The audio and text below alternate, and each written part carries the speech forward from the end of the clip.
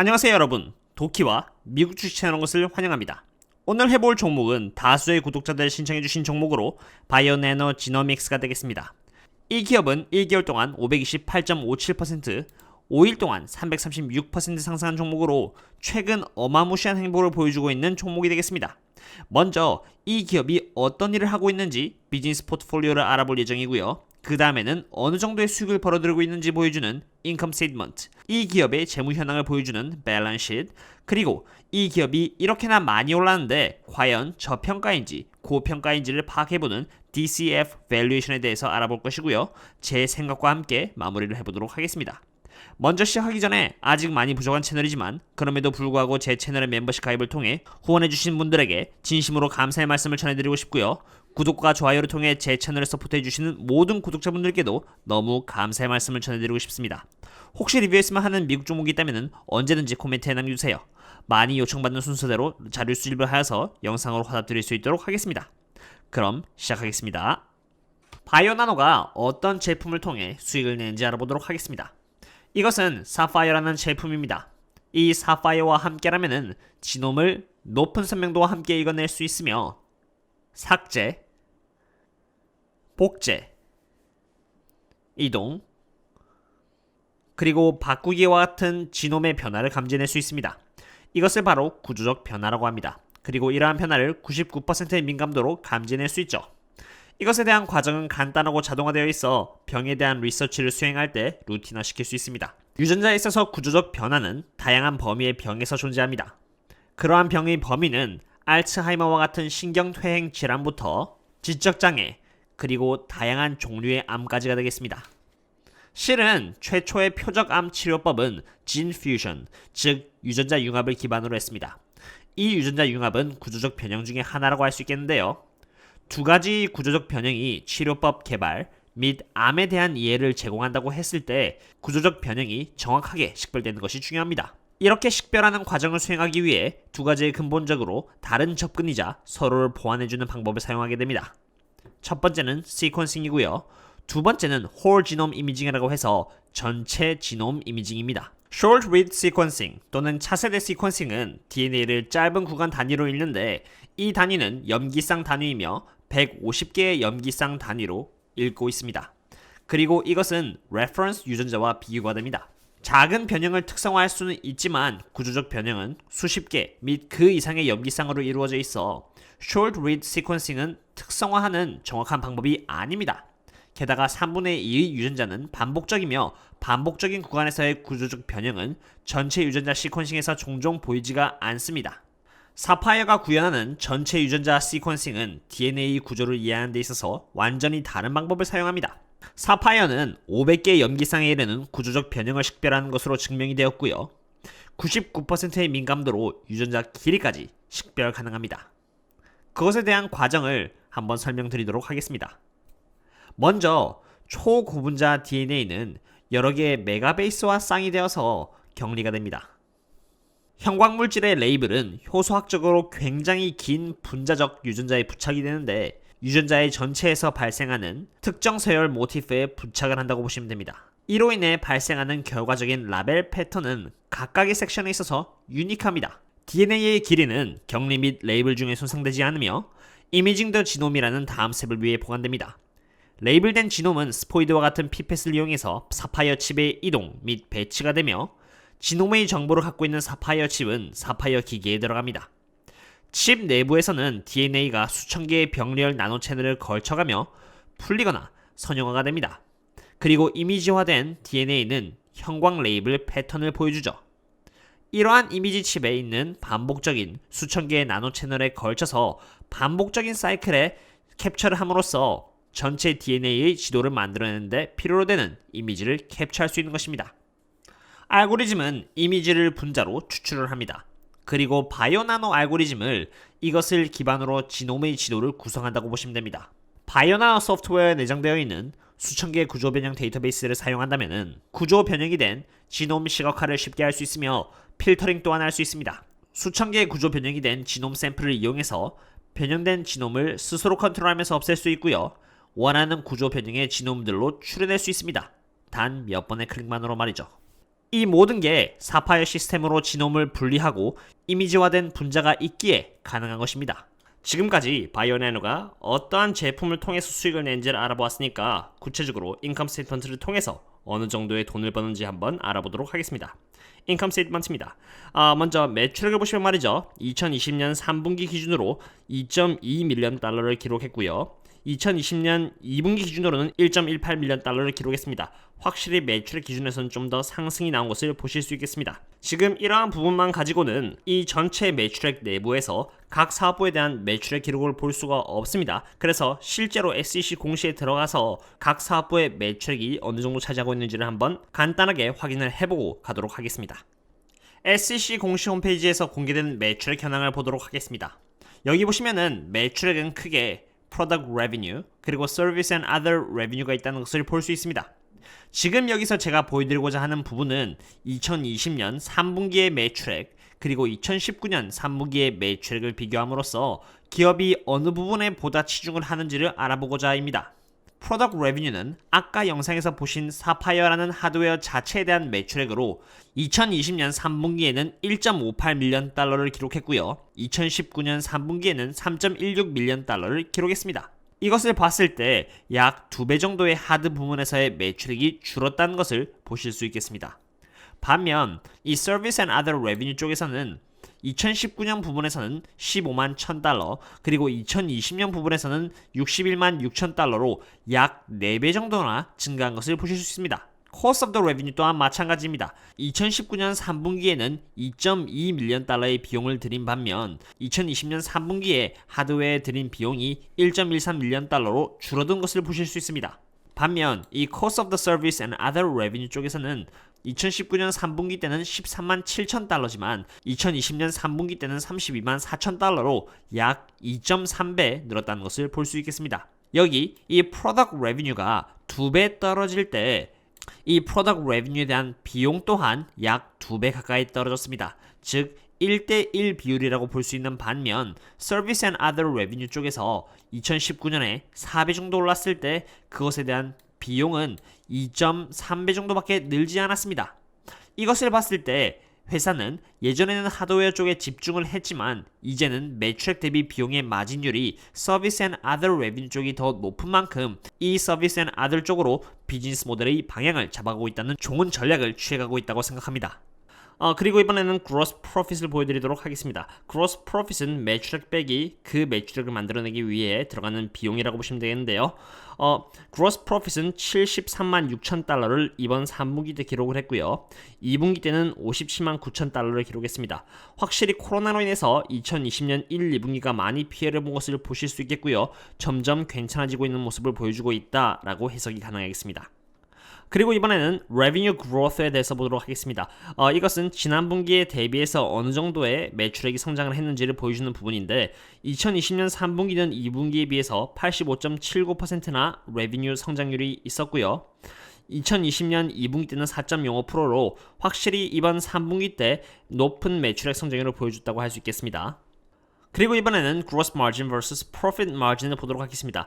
이 Gross Margin 같은 경우는 만들어낸 Gross Profit이 매출액 대비해서 어느 정도를 차지하냐를 보여주는 부분인데 이번 2020년 3분기 때는 33.50%를 매출액 대비해서 차지하고 있다고 할 수 있겠습니다. 2020년 2분기 때는 49%를 기록함으로써 확실히 2020년 2분기에 비해서 2020년 3분기 때 매출액을 만들기 위해 들어간 비용적인 부분에 있어서 더 많이 나왔다라고 이해할 수가 있겠습니다. 그리고 Profit Margin을 보도록 하겠습니다. 이 Profit Margin은 순수익이 매출액 대비해서 어느 정도를 차지하냐를 보여주는 부분인데 이번 2020년 3분기 때는 마이너스 491.40%입니다. 참고로 순수익은 매출액에서 비용을 빼고요. R&D라던가 Sales and Marketing 그리고 인건비라는 걸 전부 다 뺀 다음에 텍스랑 이자까지 전부 다 뺐을 때 이 순수익이 나옵니다. 지금 현재 이 Profit Margin 마이너스 491.40%라는 것은 지금 회사가 적자를 보고 있다는 뜻이고요. 다행히 지금 2020년 1분기, 2분기에 비해서 점점 적자의 폭이 줄어들고 있다는 것을 보실 수 있겠습니다. 지금까지 인컴 스테이트먼트를 통해서 이 회사가 적자라는 것을 확인을 했으니까 그렇다면 미래에 있어서 적자에서 흑자로 턴어라운드를 할 수 있는지 없는지에 대해서 한번 밸런스를 통해서 알아보도록 하겠습니다. 이번에는 밸런스실에 대해서 알아보도록 하겠습니다. 이 부분에서는 회사가 갖고 있는 캐시와 그리고 부채를 알아보는 시간을 가지도록 할 것인데요. 먼저 에셋 디스트리뷰션에서 2020년 3분기 기준으로 이 회사는 18.87 밀리언 달러의 캐시를 보유하고 있습니다. 리시버블의 경우는 1년 내에 거래처로부터 받을 수 있는 돈을 뜻하며 이것은 3.86 밀리언 달러 정도가 있다는 것을 볼 수 있겠고요. intangible은 기업이 갖고 있는 이름이나 라이센스 등을 뜻하는데 8.52 밀리언 달러가 있다는 것을 보실 수 있겠습니다. 인벤토리의 경우는 4.59 밀리언 달러로 재고를 뜻하는 것이고요. Property, Plant and Equipment net 같은 경우는 공장이나 장비를 뜻하는 것으로 3.63 밀리언 달러가 되겠습니다. 그 다음에는 Liability Distribution에 대해서 알아보도록 하겠습니다.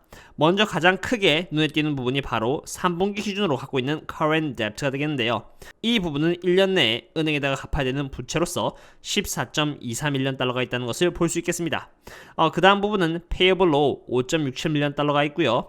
이것은 1년 내에 거래처에게 갚아야 되는 돈이 되겠습니다. 그리고 Non-Current Debt의 경우는 1.77 밀리언 달러로 이것은 12개월 내에 갚아야 되는 부채가 아니라 5년, 10년, 15년과 같이 장기적인 부채로 은행에다가 나눠서 갚아야 되는 부채가 되겠습니다. 그리고 이 Deferred Revenue는 41만 2천 달러 정도가 잡혀 있고요. 이거 같은 경우는 라이빌리티로 인식할 필요가 없는 부채가 되겠습니다. 이것을 조금 쉽게 말씀드리자면은 자동차를 맨 처음에 살 때 100달러를 주고 계약을 하고요. 나머지 비용은 자동차를 수령할 때 전부 냅니다. 기업 입장에서는 아직 그 부분을 받지 못했기 때문에 이것을 Deferred Revenue로 처리하는 것이고요. 나중에 고객이 차를 수령해가면서 비용을 전부 다 내면은 Deferred Revenue가 사라집니다. 즉 부채로 생각할 필요가 없는 부분이겠죠. 그래서 이 기업이 갖고 있는 현금은 18.87 밀리언 달러가 있다는 것을 알 수 있겠고요. 지금 부채만 본다면 14.24 밀리언 더하기 1.77 밀리언 달러를 더한다고 해도 약 15 밀리언 달러가 됩니다. 그러므로 갖고 있는 현금이 부채보다 더 많기 때문에 이 기업의 밸런스시트는 좋으며 적자에서 흑자로 턴어라운드를 할 수 있는 안정적인 재무 상황을 보유하고 있다라고 할 수 있겠습니다. 미래 전망에 대해서 알아보도록 하겠습니다. 먼저 바이오나노는 여기 DNA, RNA 시장 속에 있으며 SV라고 해서 Structural Variation, 번역하면은 구조 변이, 그리고 Digital Cytogenetics 부분에 관련된 비즈니스 포트폴리오를 구성하고 있습니다. 바이오나노와 같이 DNA 및 RNA 시장을 공략하고 있는 기업은 일루미나를 비롯해서 Thermo Fisher, 나노폴, 나노스트링 등과 같은 기업들이 있는데요. 모두 SV 또는 Digital Cytogenetics와 다른 트랜스크립톰, RNA 시퀀싱, SNP, WGS 등과 같이 바이오 나노와는 전혀 겹치지가 않습니다. 즉, SV와 Digital Cytogenetics 부분에는 경쟁자가 없다는 뜻이 되겠습니다. 방금 영상에서 SV라는 구조 변이 그리고 Digital Cytogenetics에 관해서 보셨겠지만 제가 조금 더 첨언을 드리자면은 Cytogenetics라는 것은 현미경을 이용해서 크로모솜의 구조 변형을 감지하기 위해 크로모솜이 굽어져 있는 패턴을 관찰하는 것을 말합니다. 반면에 Digital Cytogenetics는 현미경으로 관찰하는 것이 아니라 사파이어에 하나의 DNA 분자에 있을 수 있는 1000개 이상의 라벨 패턴을 이용해서 자동적으로 구조 변형을 감지하는 것이라고 이해하시면 됩니다. 그러면은 왜 구조 변형을 감지하느냐라고 되물으실 수 있으실 겁니다. 크로모솜의 구조 변형에 의해서 다음과 같은 질병이 있을 수 있습니다. Pediatric Genetic Diseases라고 해서 소아 유전병이 있고요. 그 밖에 암이라던가 유전적 병 그리고 신경적 질환입니다. 원래라면은 다음과 같은 복잡한 과정에 걸쳐서 제가 말씀드린 병을 갖고 있는 사람들의 크로모솜의 구조적 변이가 있는지 없는지를 알아봐야 합니다만 바이오네노가 제공하고 있는 사파이어를 이용한다면 그 과정이 굉장히 단순화될 수 있는 것입니다. 그리고 이 사파이어를 이용한 사이토지네틱스의 시장은 2.6조에서 3.8조에 다다릅니다. 사이토지네틱스 랩만 해도 전 세계적으로 2,500개가 넘으며 이로 인해서 얻어들일 수 있는 사파이어의 하드웨어 시장은 0.5조에서 0.6조에 다다릅니다.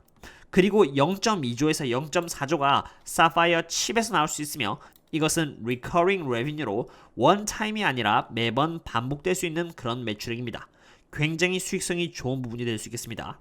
그리고 디스커버리 리서치 시장의 관점에서 봤을 때 사파이어 하드웨어 시장은 1.4조에서 1.8조이며 이러한 시장에서 벌어들일 수 있는 사파이어 칩의 수익은 0.5조에서 1.1조에 다다릅니다. 심지어 recurring revenue로서 고객들이 사파이어를 사용하면 사용할수록 계속 사파이어에 대한 칩에 대한 수익은 증가할 수밖에 없다라고 이해하시면 되겠습니다. 두 번째 미래 전망은 바이오나노의 비즈니스 모델의 변화입니다. 예전에는 사파이어라는 하드웨어 자체에서 수익을 얻으려고 했지만 이제는 다릅니다.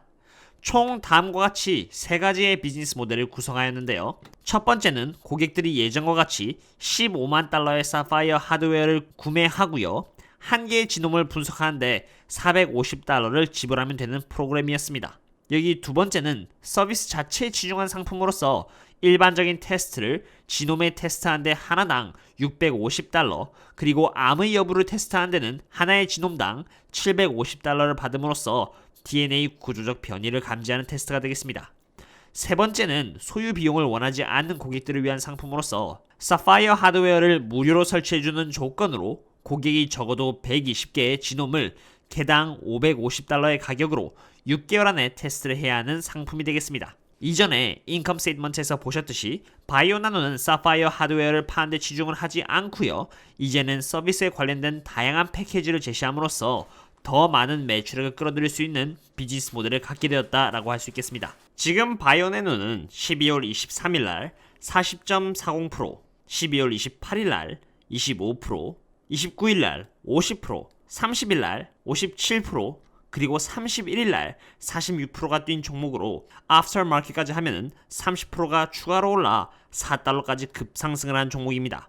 이 상태에서 가장 궁금한 것은 이 주식이 지금 싸냐 비싸냐라는 질문이 되겠습니다. 그 부분을 알아보기 위해서 밸류에이션을 하려고 하는데요. 일반적으로 밸류에이션을 함에 있어서 크게 두 가지로 나뉩니다. 하나는 relative valuation이라고 해서 다른 주식과 비교를 하는 방법으로 P ratio, PS ratio 등과 같이 많은 사람들이 경쟁사와 비교를 해서 이 주식이 저평가가 되었는지 또는 고평가가 되었는지를 알아보는 방식입니다. 두 번째는 intrinsic valuation이라고 해서 그 기업의 내적 가치를 기준으로 평가하는 방법입니다. 가장 전통적으로 사용되고 있는 밸류에이션으로 discounted cash flow라는 방법인데 이것은 미래의 현금 흐름을 할인하여서 현재 가치로 환산하는 방법입니다. 이것을 통해서 바이오 내노 밸류에이션을 알아보도록 하겠습니다. 먼저 저는 2021년 그리고 2022년에는 이 기업의 에비타가 적자라고 가정을 할 것이고요. 2023년에는 약 0.9밀리언 달러의 에비타를 시작해서 2026년에는 63밀리언 달러까지 크게 점프할 것으로 예상을 해보았습니다. 여기 64밀리언 달러의 에비타는 나노바이오가 글로벌 마켓의 4에서 5%를 갖고 간다고 가정을 했을 때이고요. 실제로 이게 구현 가능할지 안 할지는 모르겠지만 미래의 가치를 보고 투자를 하는 것이기 때문에 보수적인 입장에서 예측을 해보았습니다. 미국의 세금은 21%이고요. 세금을 내면은 다음과 같은 수치가 나옵니다. 여기서 net working capital을 합치고요. CapEx라고 해서 예산을 빼면은 다음과 같은 free cash flow의 예상치가 나옵니다. 보수적인 시점에서 12%의 디스카운트를 주었고요. 이로 인해서 나오는 현 시점의 기업 가치는 74.6밀리언 달러 정도가 나옵니다. 정확도를 더하기 위해서 DCF 밸류에이션 뿐만 아니라 EBITDA 멀티플 그로스까지 더해서 한번 밸류에이션을 해보았는데요. DCF 밸류에이션 기준으로 봤을 때 회사가 꾸준히 4%씩 상승한다고 가정을 해보았습니다. 그리고 이로 인해서 나오는 터미널 밸류는 443밀리언 달러가 나옵니다. 또 하나는 EBITDA 멀티플 그로스 밸류인데 에비타 멀티플은 테크 컴퍼니에서는 다음과 같이 25 멀티플이 나와서 25를 사용했고요. 그렇다고 했을 때 나오는 터미널 밸류는 907밀리언 달러가 나오겠습니다. 여기서 회사가 갖고 있는 부채 16밀리언 달러를 넣었고요. 갖고 있는 캐시인 약 19밀리언 달러 또한 반영을 했습니다. 이를 통해서 net debt는 마이너스 3,000달러가 나오고요. 이것 또한 밸류에이션의 반영이 그대로 되겠습니다. 참고로 이게 마이너스인 이유는 이 이름 자체가 부채를 기준으로 해서 만들어졌기 때문입니다. 그리고 회사가 갖고 있는 1억 5,300만 주를 넣어서 얻을 수 있는 이 회사의 가치는 총 두 가지가 나오는데 말이죠. DCF 방식으로 보면은 약 3달러의 주가 가치가 나와서 지금 4.02달러라는 지금 기준에서는 고평가가 나오고요. 에비타 어프로치의 밸류에이션으로 보면은 6달러가 나와서 4.02달러라는 지금 현 기준에서는 저평가가 나오는 것입니다. 그래서 이 두 개를 평균하면은 약 5달러가 나오며 지금 기준으로 봤을 때 22.47%의 상승 포텐셜이 남아있다는 결론이 나옵니다. 어떠셨나요, 여러분? 오늘은 바이오 내노에 대한 리뷰를 해봤습니다. 인컴 스테이트먼트를 봤을 때 지금 이 기업은 적자 기업이라는 것을 확인했습니다. 그러나 비즈니스 모델을 하드웨어 중점에서 서비스 중점으로 전환을 하면서 보다 많은 고객들을 유치함으로써 높은 매출액 성장률을 기록하고 있는 중이라는 것을 확인을 했고요. 밸런스시트를 보았을 때 이 기업은 갖고 있는 부채보다 현금이 많아 안정적인 현금 흐름을 갖고 있다는 것 또한 확인을 했습니다. 미래 전망을 봤을 때 이 기업이 갖고 있는 구조 변이 및 디지털 사이토지네틱스의 기술에서는 경쟁사가 없다는 것 또한 확인을 했고, 이를 통해 바이오 내노가 얻을 수 있는 최대 시장 규모는 경쟁사 없이 3.8조라는 것 또한 알게 되었습니다. 이 기업이 갖고 있는 유일한 리스크라고 하면은 10일 동안 폭발적으로 200% 이상 올랐다는 점이 되겠고요. 비록 밸류에이션에 따르면은 아직까지는 22.47%의 상승 포텐셜이 남아있지만 여전히 많은 시장에서 검증받지 않은 신기술 보유 기업이며 2018년에 상장을 했다는 것을 감안했을 때 아직까지 많은 변동성이 있을 것으로 예상되므로 특히 주의하셔서 투자를 하셔야 할 것입니다. 제가 만약 이 주식에 투자를 하게 된다면 제 밸류에이션 기준에서 봤을 때 여전히 22.47%의 상승 포텐셜이 남아있어 만약에 투자를 한다면 지금까지 너무 급상승을 했고 큰 변동성이 있을 것이라는 것을 감안해 어느 정도 조정이 들어올 때 아주 소량으로 소액 투자를 할까도 생각해보게 됩니다. 이렇게 오늘의 리뷰는 마치도록 하겠고요. 다음에 또 다른 기업 분석과 함께 찾아뵙도록 하겠습니다.